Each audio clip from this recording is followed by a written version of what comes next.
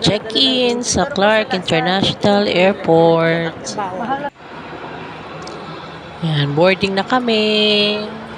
Naantay na lang namin yung airplane namin. Dadala sa amin sa Katiklan.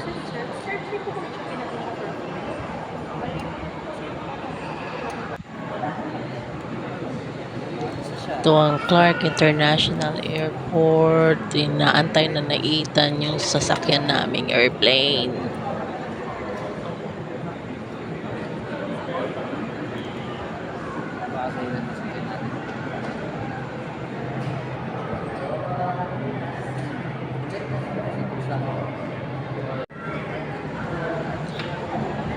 Ayan na, dumating na yung airplane papuntang Katiklan.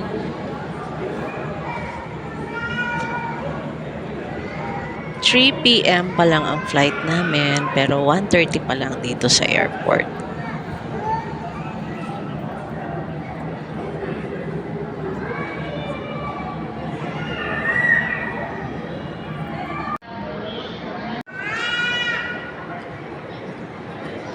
Excited ang lahat kasi first time namin pumunta ng Boracay. Except kay Lola Lita na maraming beses nang nakarating ng Boracay. Pero lahat kami excited.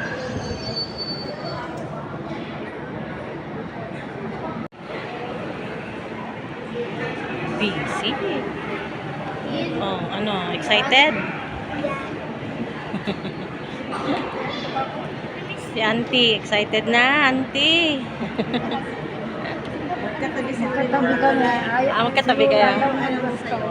Si Doña Lita, relax, relax. Si Doña Esther, excited.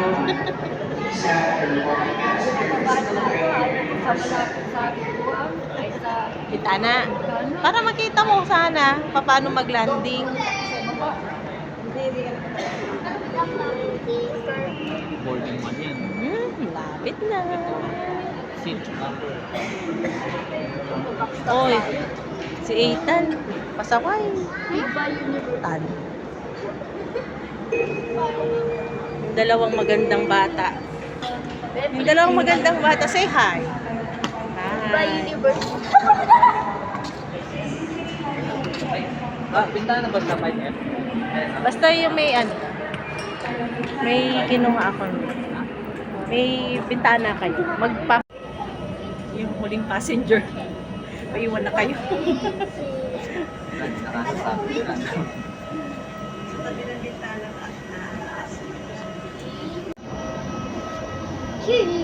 Pasakay na ng aeroplano. Tapos manood ka ng YouTube, Auntie, ha? I-upload ko sa YouTube.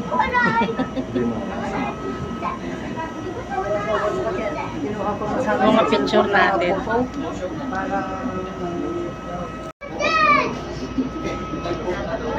Ayan, doon tayo nang galing sa taas. Yan, sasakay na ng aeroplano. Malaki rin pala pag malaki.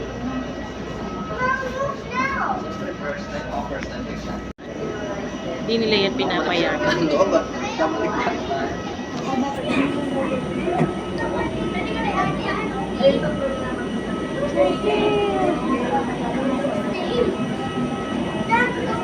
mo ulit ang madya. Ashley! Lola! Ethan! Ethan!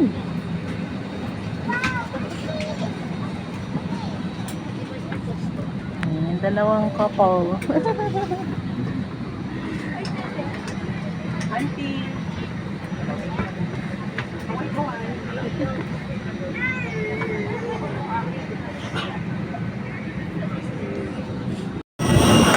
Touchdown to Katiklan Airport. Ayan, sakay na kami ng bus papunta sa arrival area.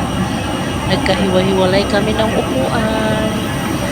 Ayan, sila Brian napunta dun. Sila Mama dun sa dulo kasama yung mga bata. And Auntie Esther.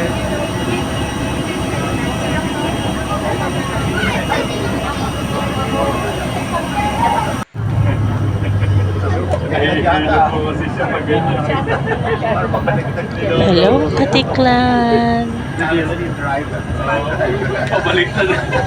Tingnan kami sa arrival area at magki-claim na lang kami ng baggage.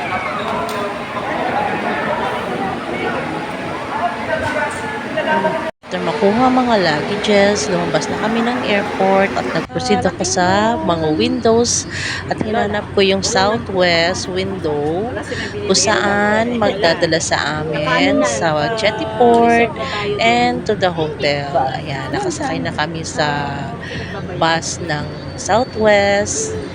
Papunta na kami ng jetty port. Irelian. Welcome to Katiklan!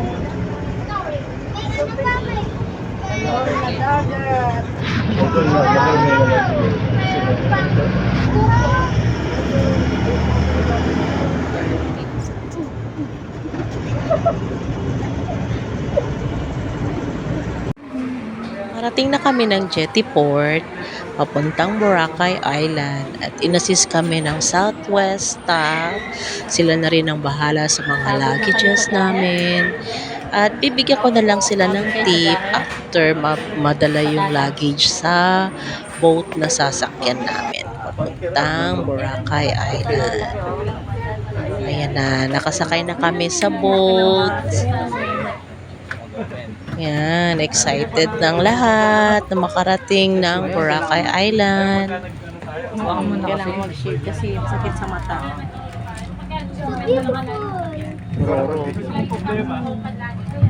Baba mo, meron umihi.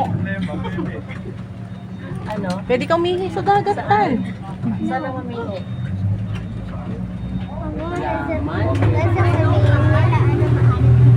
Wala man.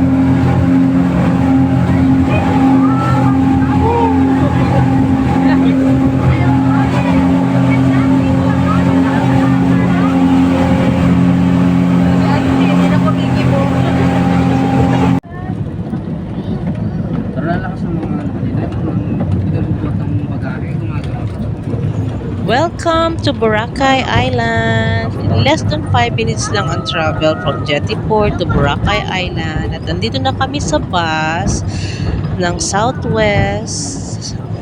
At ihatid na kami sa hotel namin sa Two Seasons.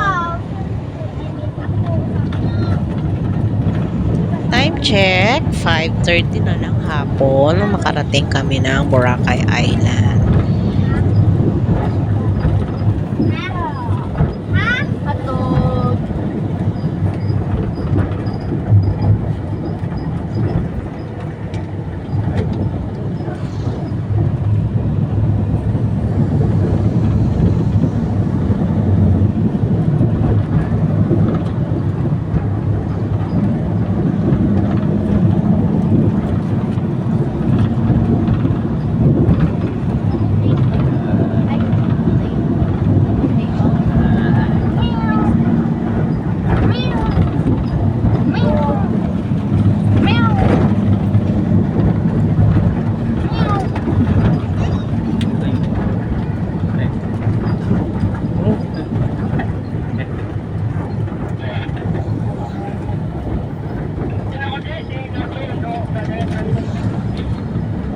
15 to 20 minutes ang travel from Boracay Port to the hotel.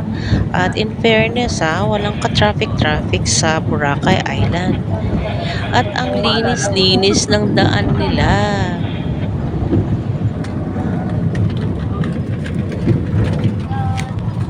Opo. Finally, nakarating na kami ng Two Seasons Hotel. Ganda. Wow. Welcome aboard.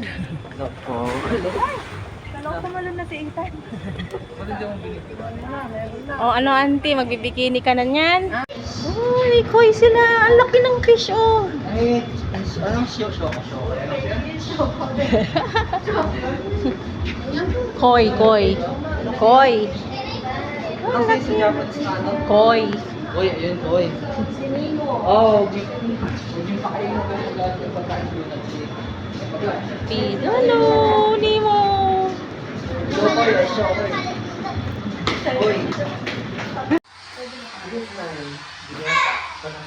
Kag-alisin ko? Wag mo na. Oh, may access pool. Ay, nakalock.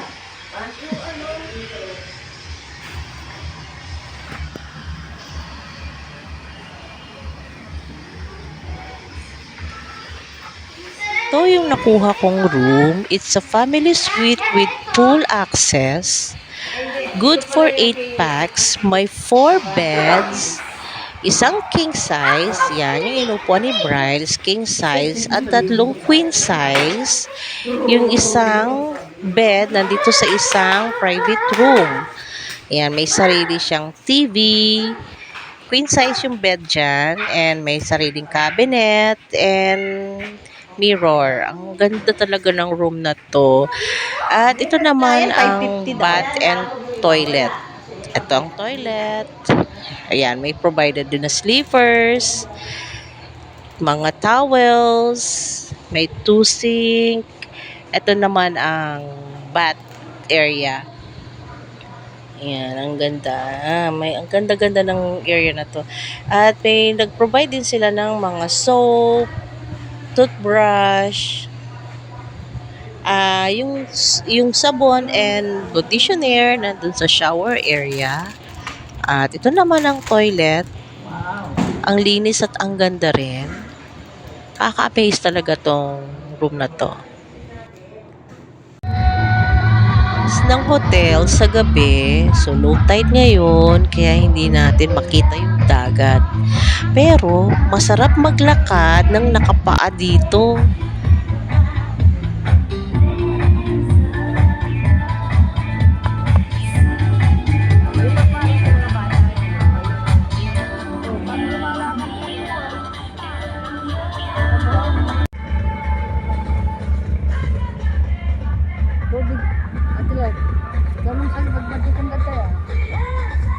Dapat pala, kaya ako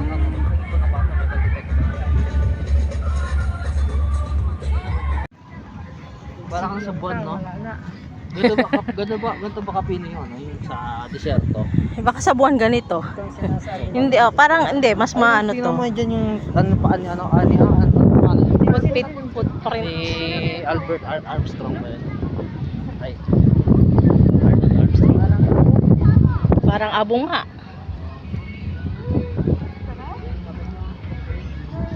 Magmuni-muni ka lang dyan. Naglibot na kami at nakarating kami ng Station 2. Yan. Ang mas masaya sa Station 2 dahil ang daming ilaw, daming tao, at mas lively dito kesa sa Station 1. Sa Station 1 kasi medyo dito ka. Pero dito, buhay na buhay. Ang Station 2, daming ilaw, daming tao. At ito na nga, may nadaanan kaming nag-fire dancing sa isang hotel. Yan. Ang saya. Nakakatuwa sila. So, bumalik na kami ng hotel. Ito na yung first day namin sa Boracay.